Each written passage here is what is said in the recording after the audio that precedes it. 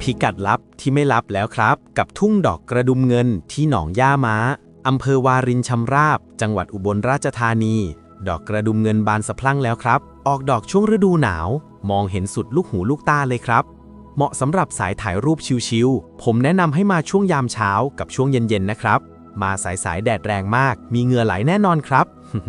ส่วนดอกไม้จะเป็นสีขาวดอกกระดุมเงินคล้ายๆมณีเทวาและดอกสีเหลืองจะคล้ายดอกสร้อยสุวรรณามองไกลๆจะเป็นสีเหลืองสลับสีขาวสวยงามมากๆครับใครที่กำลังมองหาสถานที่ถ่ายรูปกับดอกไม้สวยๆแนะนำที่นี่เลยครับหนองย่าม้า